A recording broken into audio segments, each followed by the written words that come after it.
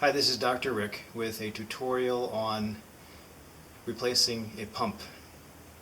Now, I'm in family medicine. I don't do heart surgery, but this is a sump pump, which may look familiar to a lot of you.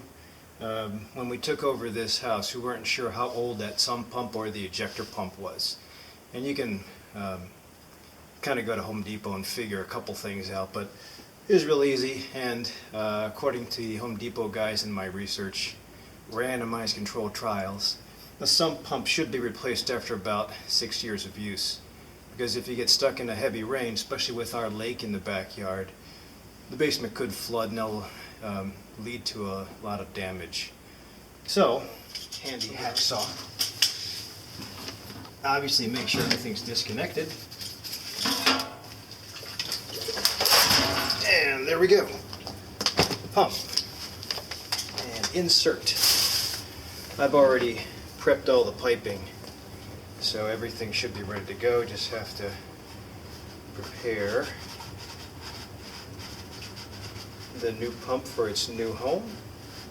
Make sure everything is nice and tight. This PVC piping is fantastic, but when you cut this, it releases a lot of toxins and should be wearing a mask. I was wearing a mask, but since I'm not cutting anymore, I took it off. Alright, so we'll just feed this into the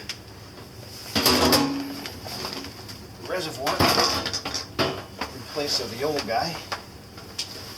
So, this is how we replace essentially a very important pump that takes care of the basement and keeps things alive down here. So, the reason I'm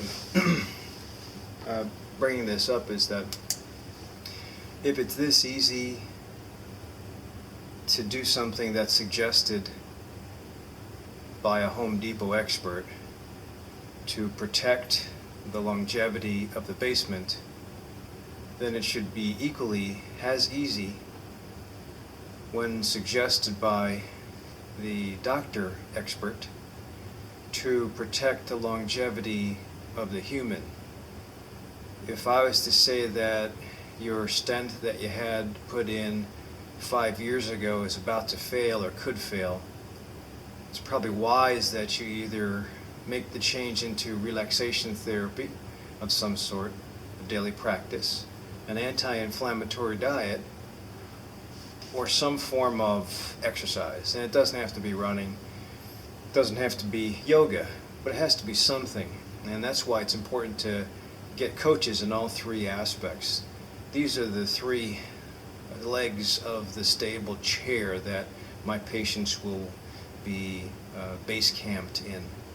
You always have to have some form of nutrition and a coach to help you. Luckily, there's a whole bunch of things out there on the internet that might make it successful on your own to adopt a new nutrition plan, but sustainability is important, so you might want to seek out a registered dietitian.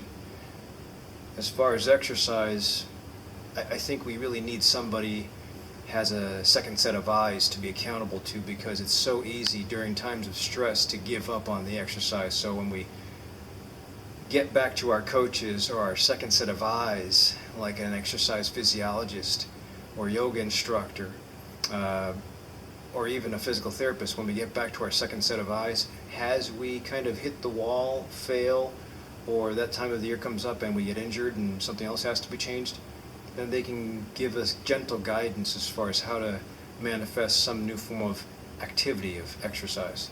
And then there's the relaxation, which everybody, all my patients know that when I have them develop the three stable legs of a good life, relaxation therapy is so key. It's just hard to adopt because we're not used to it.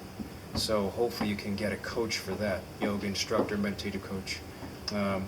But please try to make the changes, and hopefully this will improve chances for longevity with the anti-inflammatory lifestyle.